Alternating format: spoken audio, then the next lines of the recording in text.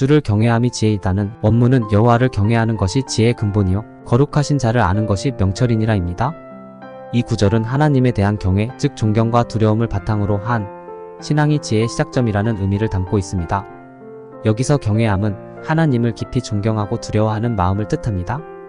이는 단순히 두려움에서 오는 것이 아니라 하나님을 삶의 중심에 두고 그분의 뜻을 따르고자 하는 마음에서 나오는 것입니다.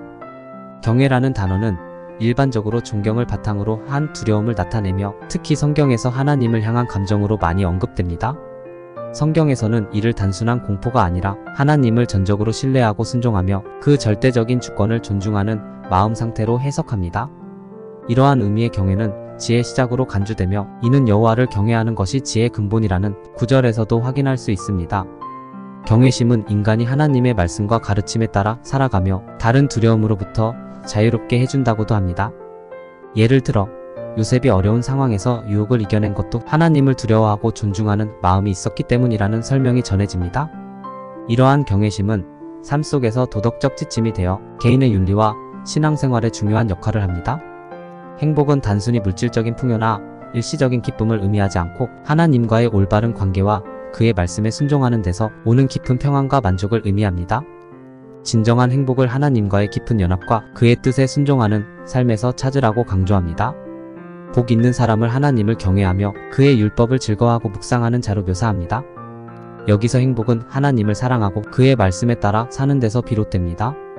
마태복음에 나오는 산상수훈의 팔복에서는 가난한 자, 온유한 자, 의에 줄이고 목마른 자 등 영적으로 겸손하고 하나님의 뜻을 추구하는 자가 행복하다고 말합니다. 이러한 행복은 내면의 평안과 의로움에 대한 갈망을 채워주시는 하나님으로부터 옵니다.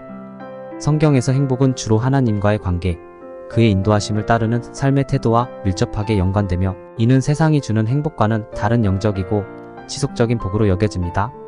성경을 비롯한 다양한 철학과 지혜의 전통들은 인생을 지혜롭게 사는 길을 강조합니다. 이러한 지혜로운 삶은 보통 자신의 내면과 환경을 깊이 이해하고 신중하면서도 의미 있는 선택을 하는 태도로 요약될 수 있습니다. 여호와를 경외하는 것이 지식의 근본이라고 나오는데 이는 진정한 지혜가 하나님에 대한 경외에서 출발한다는 뜻입니다. 하나님을 신뢰하고 그분의 뜻을 따르는 삶은 올바른 방향을 제시하며 영적, 도덕적 기준을 통해 삶을 이끌어갑니다. 지혜로운 사람은 자신의 한계를 인정하고 끊임없이 배웁니다. 철학자 소크라테스 역시 너 자신을 알라며 자아, 성찰의 중요성을 강조했습니다. 잠언 9장 9절에서 지혜로운 자에게 교훈을 더하라. 그가 더욱 지혜로워지리라 라고 하듯이 지혜로운 삶은 타인과 상황으로부터 끊임없이 배우려는 마음에서 비롯됩니다. 신약성경 에베소서 지혜 없는 자같이 하지 말고 오직 지혜 있는 자같이 하여 세월을 아끼라고 권고합니다. 이는 신중하게 결정하고 시간을 가치 있게 활용하는 것을 의미합니다. 지혜로운 선택은 단순히 이익을 추구하는 것이 아니라 장기적으로 유익한 결과를 고려하는 태도입니다. 진정한 지혜는 자기 중심적이지 않고 타인과의 관계에서 사랑과 공감을 보여줍니다.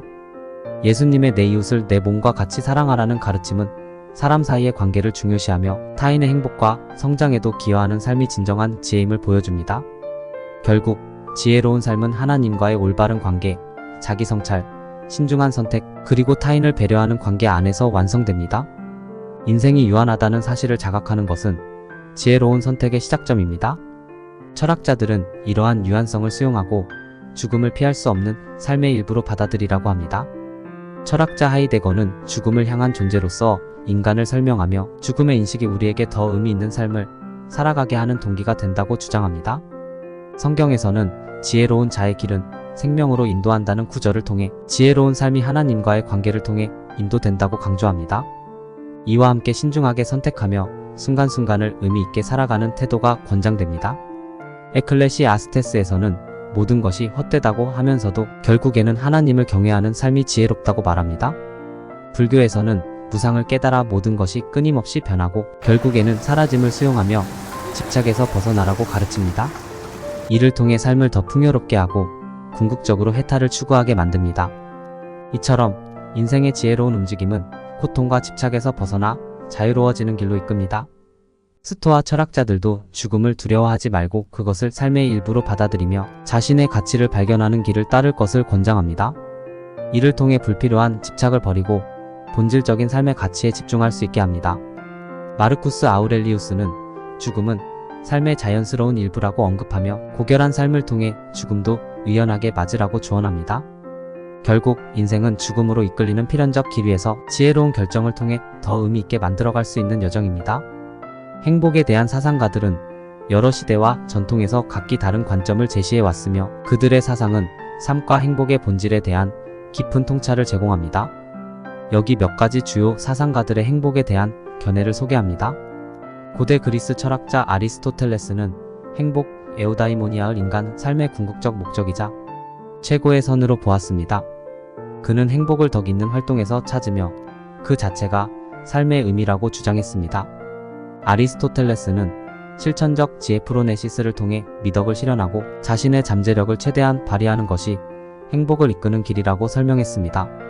에픽테토스를 포함한 스토아 철학자들은 행복을 외부의 상황에 좌우되지 않고 자신의 내면의 상태를 통제함으로써 이루어진다고 믿었습니다. 스토아 철학은 욕망과 감정을 잘 다스리고 이성적인 삶을 사는 것이 행복의 근본이라 보았으며 자신의 통제 밖에 있는 것에 집착하지 않고 평온함을 유지하라고 가르쳤습니다. 공자는 행복을 도덕적 삶과 연관지었습니다. 그는 인간이 도를 따르고 인, 예 같은 덕목을 실천하는 과정에서 행복을 찾을 수 있다고 강조했습니다. 공자는 수신제 가치 국평천하라는 말로 개인의 수양과 사회의 안정을 통해 행복을 이루는 길을 제시했습니다. 불교에서는 행복을 고통에서 벗어난 상태로 정의합니다. 행복은 집착을 버리고 해탈을 추구하는 과정에서 이루어지며 특히 연기법과 무아 사상을 통해 자신의 고통을 이해하고 집착에서 자유로워지는 길을 추구합니다. 이 과정은 내면의 평안과 영적인 행복으로 이어집니다. 존 스튜어트 밀은 공리주의를 통해 행복을 정의했습니다. 그는 최대 다수의 최대 행복이 윤리적 판단의 기준이 되어야 한다고 주장했습니다. 밀은 행복이 단순한 쾌락을 넘어선 높은 수준의 만족에서 온다고 보았으며 자기 개발과 타인에 대한 배려를 통해 진정한 행복을 추구했습니다. 이들 사상가의 행복관은 각기 다른 시대와 문화적 배경에서 발전했지만 공통적으로 자기 성찰과 도덕적 삶, 내면의 평온을 통해 지속적이고 의미 있는 행복을 찾을 수 있다는 점에서 유사한 점이 많습니다. 인생의 지혜에 대해 깊은 통찰을 남긴 사상가들은 여러 문화와 시대에서 큰 영향을 미쳤습니다. 그들은 삶의 본질과 의미를 설명하며 인간이 더 지혜롭게 살아갈 수 있는 길을 모색했습니다. 몇몇 대표적인 사상가들의 생각을 소개합니다. 소크라테스는 내 자신을 알라라는 말로 유명합니다. 그는 진정한 지혜란 자신의 무지를 깨닫는 데서 시작된다고 믿었습니다. 소크라테스는 스스로 모든 것을 안다고 믿는 사람들을 비판하고 겸손과 끊임없는 자기 성찰을 강조했습니다. 그의 대화법은 상대방이 스스로 답을 찾게 하여 지혜에 다가가도록 돕는 것이었으며 이는 현대 교육과 철학에서도 중요한 역할을 하고 있습니다. 공자는 덕과 예의 바른 생활을 통해 인간다운 삶을 영위하라고 가르쳤습니다. 그는 인과 예라는 덕목을 통해 개인의 도덕적 성숙이 인생의 지혜라고 주장했습니다. 공자의 가르침은 도덕적 관계와 사회적 책임을 강조하며 현대에서도 리더십과 인간관계에서 중요한 지침으로 여겨지고 있습니다. 에피쿠로스는 쾌락을 인생의 목표로 삼았지만 단순한 육체적 쾌락이 아닌 정신적 평온과 무타라메이티에이라엑스아이를 지향했습니다. 그는 과도한 욕망을 경계하고 소박하고 자족하는 삶이 지혜로운 선택이라고 보았습니다. 에피쿠로스는 특히 불안과 고통에서 벗어나는 것이 진정한 행복으로 이어진다고 주장하여 내면의 평온을 통해 인생의 지혜를 추구했습니다. 로마의 철학자이자 황제였던 마르쿠스 아우렐리우스는 스토아 철학을 따르며 내면의 평정과 덕 있는 삶을 강조했습니다.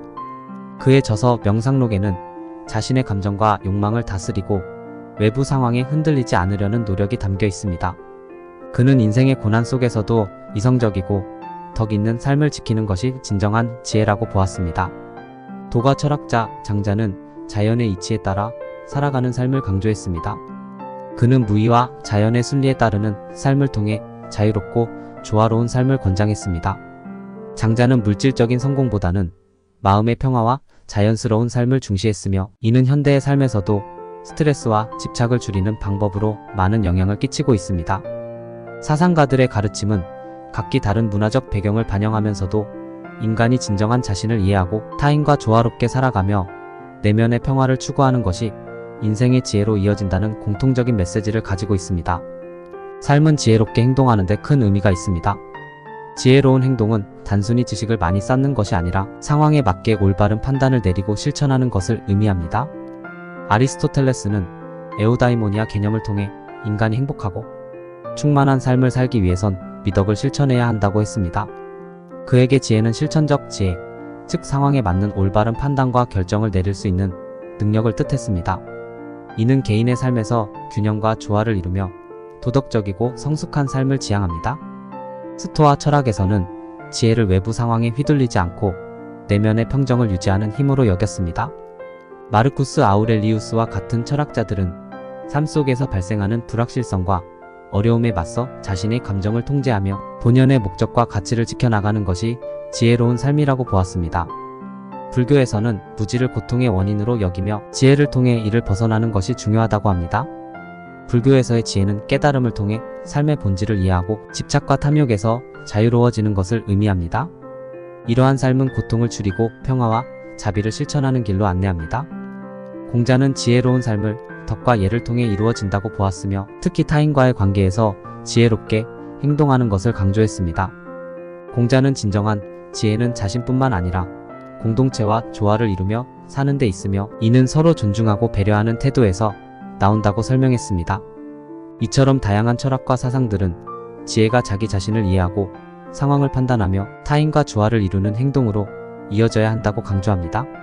삶의 의미를 찾고 올바른 방향으로 나아가기 위해서는 단순한 이익이 아닌 깊이 있는 통찰과 책임감을 가지고 행동하는 것이 중요합니다.